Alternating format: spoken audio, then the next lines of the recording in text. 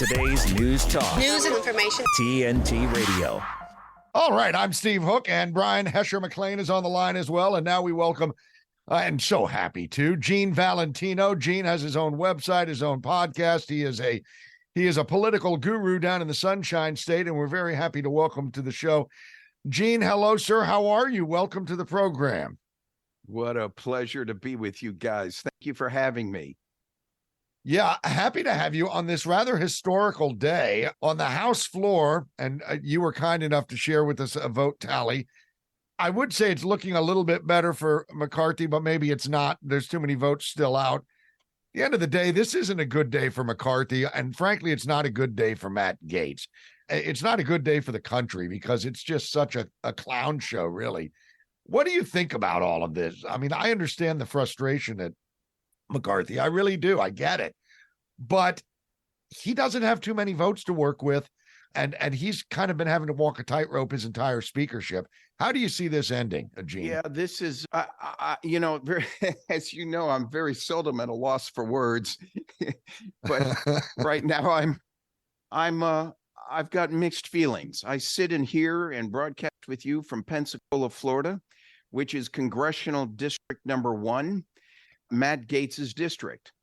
I'm surrounded by quite a few Republican conservatives, although I consider myself more moderate. As a former county commissioner for 2 terms in this area, I've been up close and personal to Matt Gaetz and had to deal with him on the state legislative House floor and watched how he behaved with constituents in and around Escambia County, the last county before you hit Alabama over here. There's a part of me that likes what he's doing. I appreciate his deliberation and his intensity to move the mountain. And on the other hand, I don't know what to think about Kevin McCarthy. We're sitting against a backdrop of a young congressman coming into office, Gaetz, and finding himself in the position of trying to turn the tables literally overnight to accomplish things that he alleges he was promised by Kevin McCarthy behind closed doors.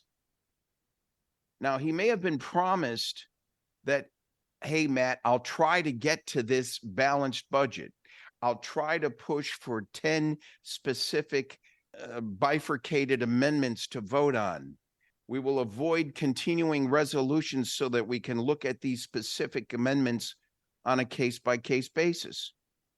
But you got a near match of Democrats in that House of Representatives that are throwing, sticks into the spokes to stop the wheels of progress. And they're doing a good job of it. It's no small coincidence. All the Democrats in lockstep decided to avoid the postponement of the vote and take it straight to the floor. They want to create problems. They're looking at, they move in such a, it's almost like the Stockholm syndrome. They just follow along like sheep within the Democrat Party and just do what the bosses said. And yet individuals speak up and express their right to free speech like Gaetz is doing, and his individuality. He gets pretty barbecued for it. Now, I must admit, he ought to learn a lesson or two in deliberation and compromise, and you don't get it 100% of your way 100% of the time. So I'm pretty happy with what Kevin McCarthy's doing. I hope Kevin McCarthy gets reinstated and remains Speaker of the House, not because he's perfect, but because it's going to send a significant signal to the nation that the Republicans don't seem to have their act together. And and we've got to be careful not to, at the same time, fall into the same mantra and ignore a budget. Look, Kevin McCarthy wants to make sure that there's money in place to protect the border. Don't show me a bill for funding on Ukraine until you protect the border. Who has a problem with that? Nobody. Yeah. Marcus. And Yeah, go ahead. Biden has a problem with that, and all Democrats. Yeah. Well, it does seem sometimes that Matt Gaetz is this word really doesn't mean anything because so many of them can be defined this way. But Matt Gaetz certainly comes across as a bit of a showboat. We were just talking to Mark. That's my problem. We were talking to Mark Lauder a little while ago, and Mark made the point that Matt's already campaigning on this. He's already sending out fundraisers on this. And I know if you go to X or Twitter, whatever you want to call it, you'll see a whole slew of people saying, "Good job, Matt." And these are people that are politicos. They have been following this stuff.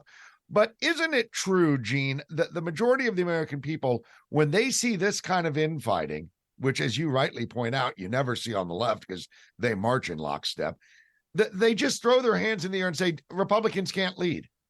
And no wonder Hakeem Jeffries is telling his caucus to vote to oust him. No wonder that he's doing that. Exactly. Hey, this is a time to be patriotic and loyal. Let me put my favorite hat on here. How about this for a minute? There you go. I like it. Okay. Yeah. Let's get behind the notion that it ain't going to go 100% our way 100% of the time. The part of Gaetz that I like is that he's stirring the pot to get them to move. Here's what we don't know. Now, as a former elected official myself for 2 terms, here's where I understand his frustration that most people don't see. The deals struck behind the scene that are not so obvious, the promises made by people to work on lockstep with you on a certain issue, only to find out at the 11th hour they do a 180 on you and pull the rug out from under you, is not the collaboration on the Republican side that we need to be able to count on. This is absolutely bad when that happens. Now, here's the real problem. I call it Gino's barstool phenomenon. I'll come back to, I think I used that phrase with you once before. Yeah, you did. But Nancy Pelosi has set up rules in the House of Representatives that allow for this one-sided delivery of rules and budget process that basically ignored the Republicans. Now, Matt Gaetz is right. He wants more deliberation over these different issues. I think that's true. But there is definitely a problem when you can't review the very bills that you were promised to be able to do. Let me back up 1 second and say, I propose, and it's in Gino's second Bill of Rights on my website, genevalentino.com, Article number 8. I propose a constitutional amendment that mandates the balancing of the budget 90 days prior to the fiscal year. End of discussion. We need that in place now, and to make sure it's enforceable, I want penalties imposed on every legislator in the House of Representatives if they're the procuring cause of the problem, and they are to be denied their income, their paycheck, until that budget is passed, and no retroactive payments. You delay the deadline 90 days prior to the fiscal year, and you are now denied a paycheck as a representative in Congress. I wonder how many of those folks would work a little harder at making sure that budget got passed on time. I'd say about 435 of them, if I had to guess. Yeah, exactly. Yeah. Well, hey, breaking news, gentlemen. It looks like McCarthy is out. Wow. So, yeah. So the votes came down. Well, I think he only had like five or six votes to work with. And Gene, I think you were saying that there were like 7 votes against him in the Republican caucus. And of course, we know what Hakeem and his team did. That doesn't mean he's out for good. It means he's out for now. Do you think he's going to make a comeback? I hope so. I hope so. But here's why. Would you name someone that's more suited? The only one I can see is Steve Scalise, Congressman Steve Scalise out of Louisiana. And the poor guy is having medical problems with serious cancer. I pray for him and wish him the very best. But boy, the fortitude needed to take this job is you've got to be on your game. You've got to have Donald Trump iron in your bloodstream. Well, Steve Scalise, the thing is Steve Scalise could get the votes, but I don't know that. And you bring up a good point. He's fighting blood cancer. Another name that's been tossed around is Andy Biggs. I don't know that Biggs could get the votes, though. I don't know. Biggs can get the votes. I don't know if he's prepared to collaborate. What I do know that I don't trust him and the rest of and any of them over there now. I honestly believe that the only way to solve this problem is through a constitutional amendment.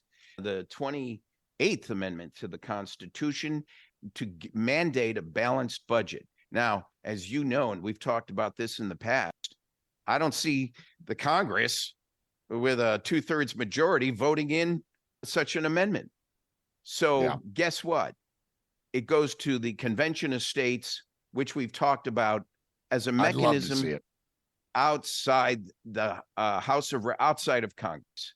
And it's time for all of us to step up. This democracy works when there's a tension. It's okay that we have tension and we watch this deliberation and a little bit of, at least as long as it's semi-civil. Everyone has an emotion on these issues because they're passionate issues. Okay, I get that. But to take it off the rail and to deny due process and to limit the Republicans for the last 12 years from being able to even participate in a budget process. It was only yesterday Nancy Pelosi was saying, well, you got to vote it in, and once it's voted in, then we'll read it. Yeah. You got to vote for the bill. You got to vote for the bill to find out what's in the bill. This is not democracy. No, this is not, and it drives to all of the issues we've been talking about. Yeah, and some of these bills are 4,000 some odd pages, and at best they're given an hour to look over it, or their staff looks over it and then gives them a couple bullet points. I mean, that's not representation. Nobody can That's correct. Nobody can read that. I can't read that. I mean, it'd take me 3 weeks to read it, and I'd have to go employ, a lawyer to help me do it, probably. Well, the good not thing is, not only that, you'd have to have 20 staffers to each read different sections of it, and then they'd have to compare notes. It's just, and it's designed that way, isn't it, Gene? It's silly, guys. We know the answer. 3 months ahead of time. Look, when I was an elected official, even at the county here level and at the state level, we have a constitutionally mandated balanced budget. In July and August of each year, we were getting the department heads together to give us their take on what they're thinking about the next calendar year. In August and September, we were getting them to formalize some dollar amounts and the scope. In the end of October, they were bringing forward that balanced budget, their budget by department.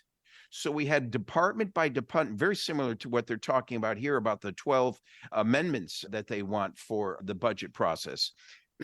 No continuing resolutions and no omnibus bills where you got all kinds of crap thrown in, buried into those 4,000 pages you're talking about. And so we did it deliberatively on a department by department basis. Then we realized we had to make room for revenues to incentivize new jobs, incentivize businesses to come to town, infrastructure and other things that might not have been initially considered. We then determined whether that meant more money's needed or less money's needed. The sheriff would bring forward his budget. We might increase his, but reduce someone else's based on security matters. And by November 30th, we had a voted in balanced budget, which began on January 1st. Would you tell me why Congress can't do that? What am I missing? Yeah, good call. Would be wonderful. Right. What are we that's missing? Being done at the state levels. That's why Governor Ron DeSantis is doing so well at the state level. If he becomes president, I don't know what the chances are of him becoming president, but to his credit, if he becomes president, I can assure you he will do a Herculean job at making sure we move to a balanced budget process. If Trump becomes president, I pray to God that he does the same. But cause, look at all the time we're wasting on this issue, and 10,000 people coming over the border, again, hurting our democracy. China's laughing on the sideline because they're taking our eyes off the main culprit that's taking down this democracy. Yeah, exactly. Gene, we're just about out of time. GeneValentino.com is the website. God bless, Gene. Yes, home of the Wish you Grassroots guys the very Truthcast. best. Thank you, Gene. We look forward to having you back on with Steve Hook God and bless myself, America. Brian McLean. Thanks, guys, God for bless having me. America, sir. Yes, TNT Radio.